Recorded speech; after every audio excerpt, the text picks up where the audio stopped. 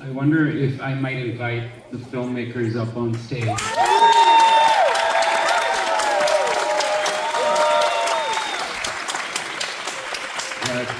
Marcellus, sorry. Let's you guys kind of go to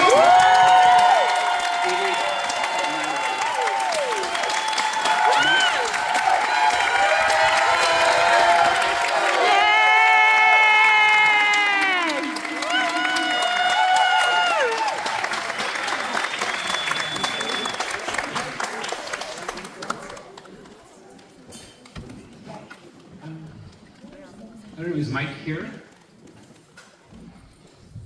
Mike El-Sharif, the director of Mafluba, is not here. Jasmin, correct. Marcellus, DeeDee, hi. First of all, wow.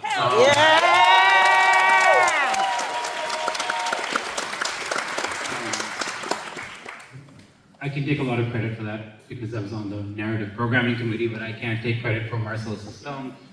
What a way to end and round out the program. I thought if it's okay with you, before we start the conversation, I'll just read out a little bit of your bio notes as they exist on the website, just so that people have time to also gather their thoughts. These are complex films, and it's taken me a few watches also to get around to being able to even ask the questions that I want to ask before we open the floor. The director of Della Can Fly, Jasmin,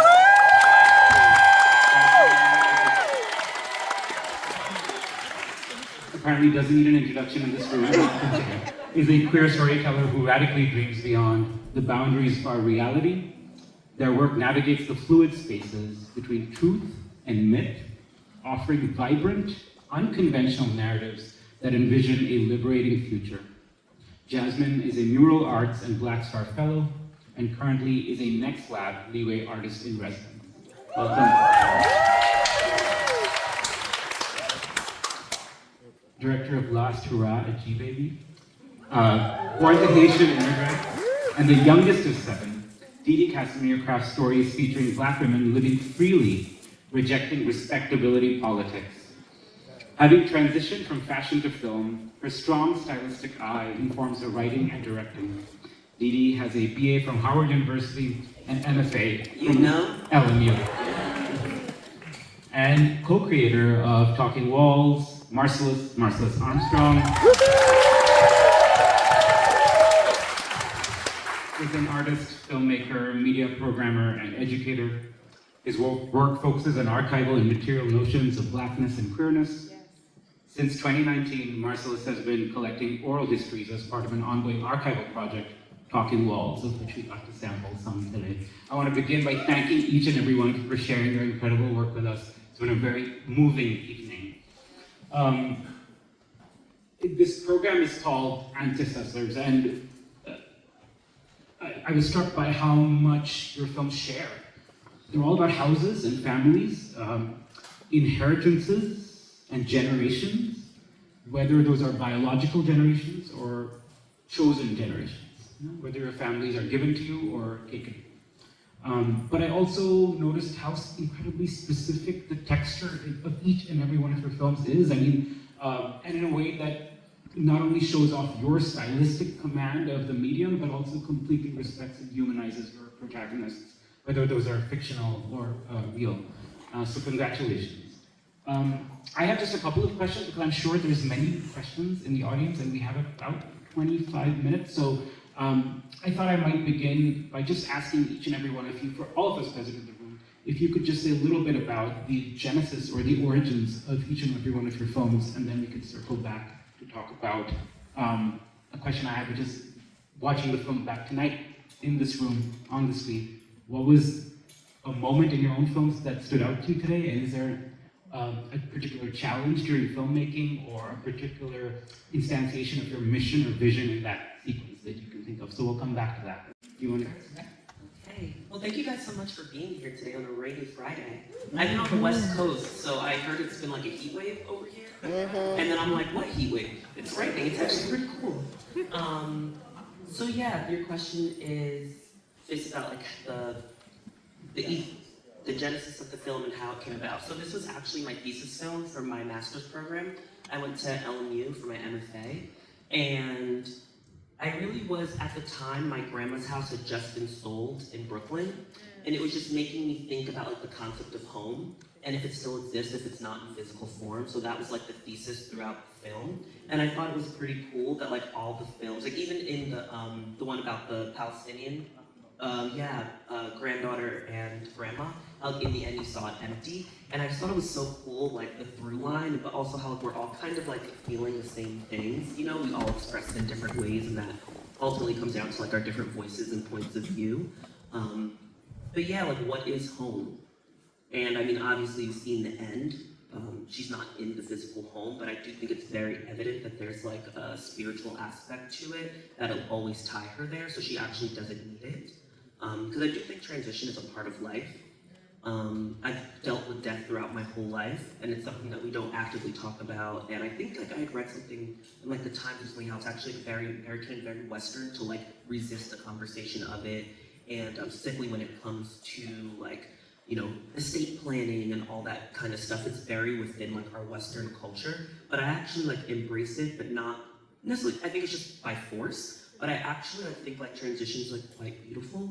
And same way like aging is quite beautiful because not everyone has the opportunity to do so. So while like, you know, you have this home and it's like, Alex, my sister's close friend, was next to me, and he actually was one of my donors for my film. I have a couple of my donors here, Debbie, my cousin Alan, who would donate to my film. I actually did, guys. It wasn't just a thing. But he was like, oh wow, like, it sucks. She went through all of that and she didn't get it. And I'm like, yeah. You know, because I think if she did get it at the end, like, for me, and the way I tell story, like, what was the whole point? You know, like, she needed the transition. She needed that arc. Because I don't think she was gonna learn anything otherwise. Because like to me, like this is where her life begins, like after what she's on that stoop.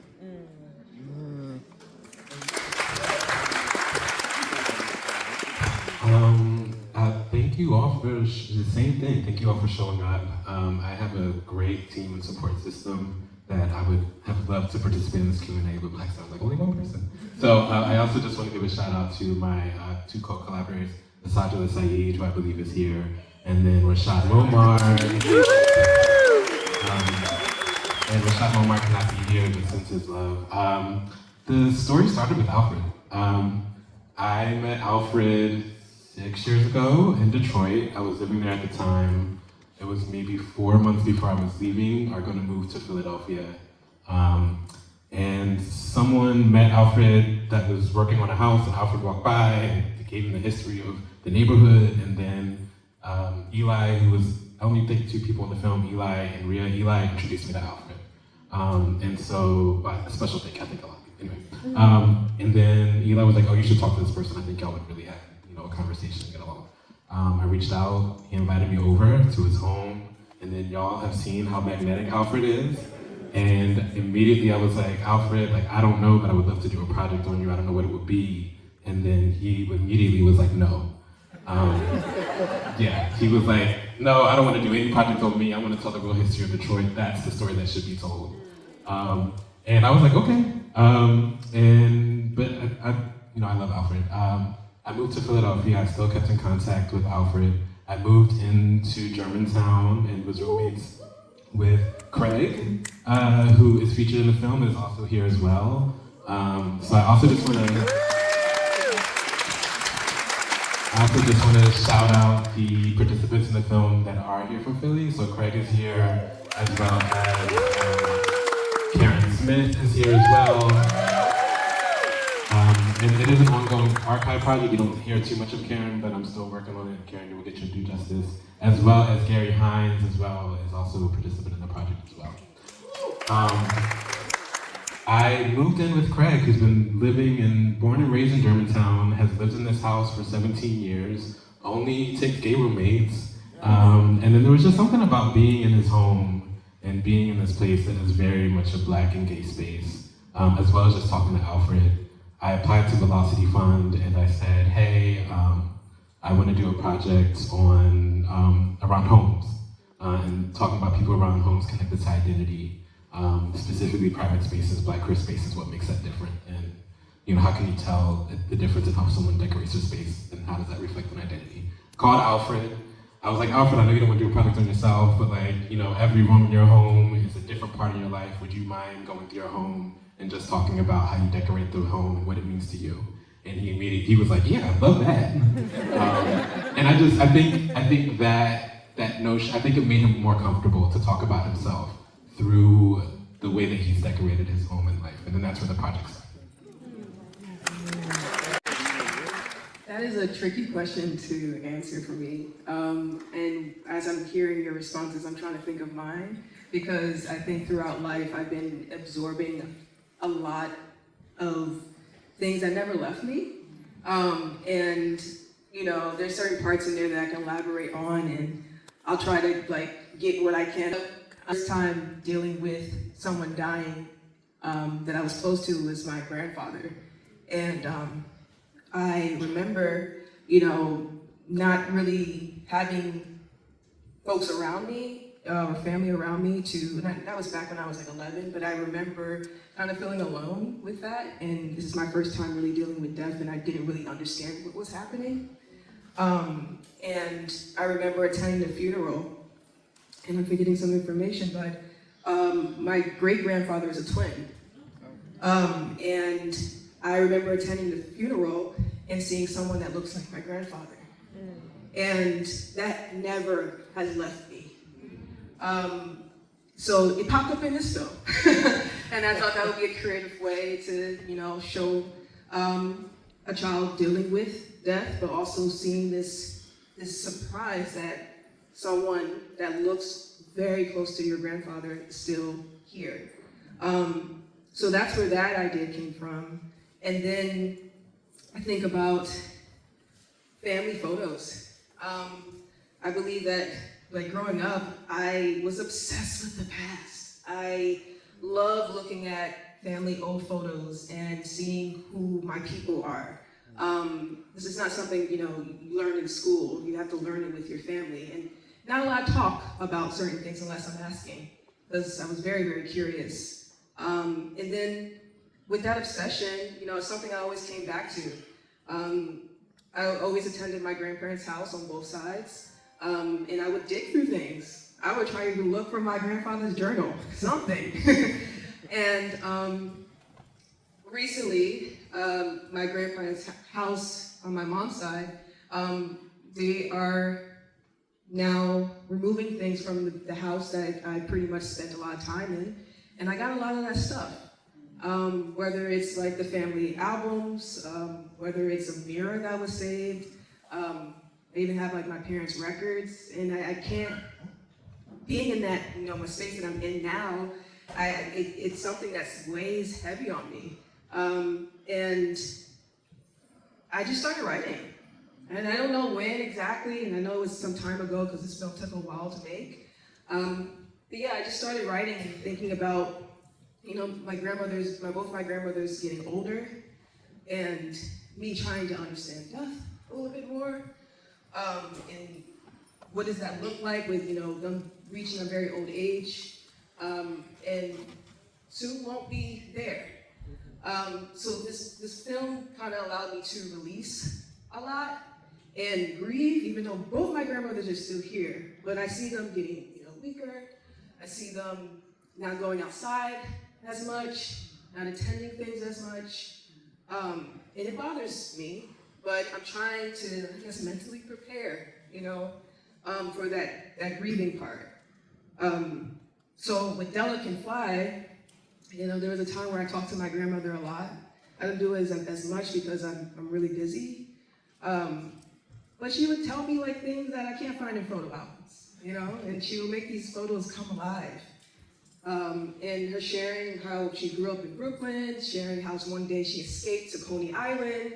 And I thought about like that story over and over again and thinking, oh, that's called flying, you know? And she's pretty much the oldest person in my family that I know.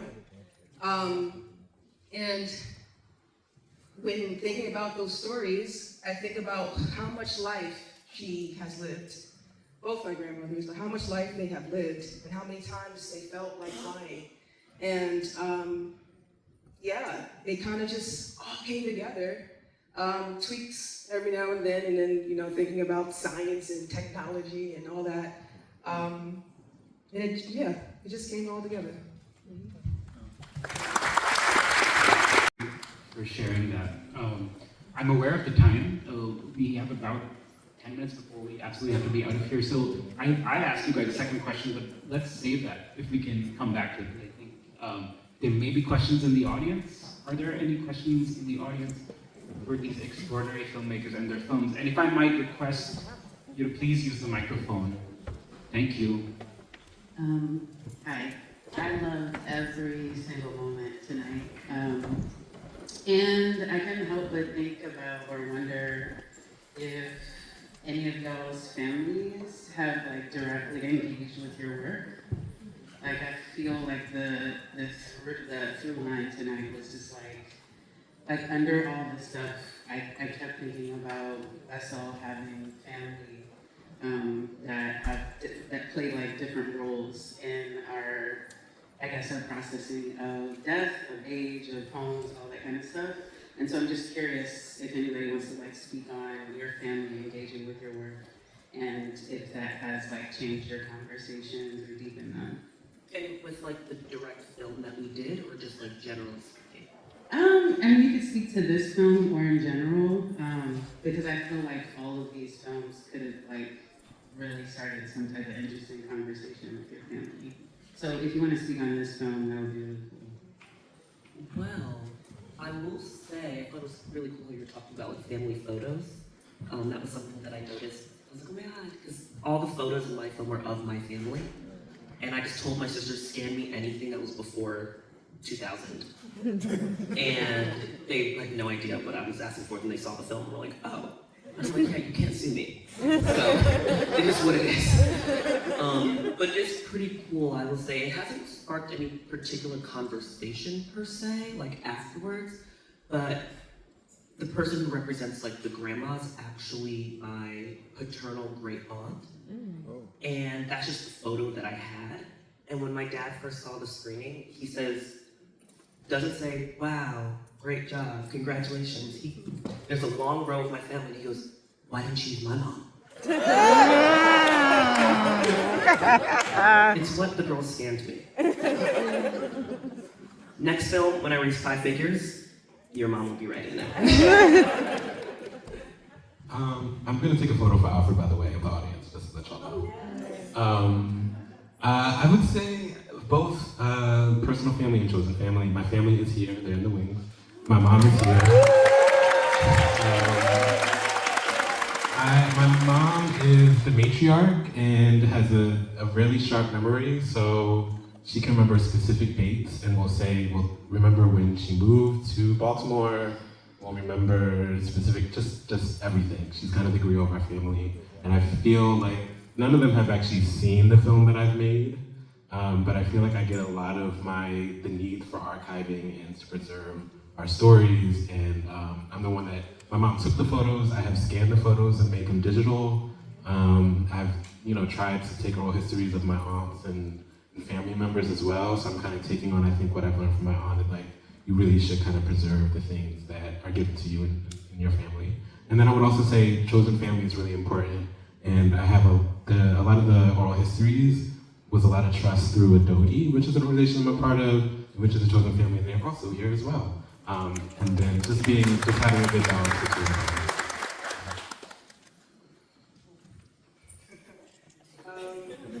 Yes, they are actually also here. I don't know where though, but they.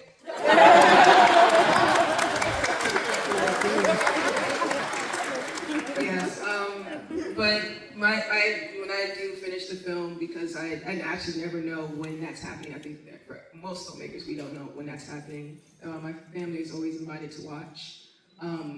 However, I plan in the future to actually have some type of gathering at home to watch these films. Engagement, it's always on my mind. I think that my thing when I write is I write about family and my relationships with family. And I think the funny thing is that when I do start actually writing, I think I naturally call on my family, whether that is a text message or a phone call. But in terms of conversation, I wish there was more, because this work that I'm doing is something that is personal, you know, and family is inspiration of that. So I do wish we held more space in talking, because I don't do this for nothing. And yeah, but they're always on my mind in terms of that engagement. And when I do share it, I'd love to hear more of the talks around it.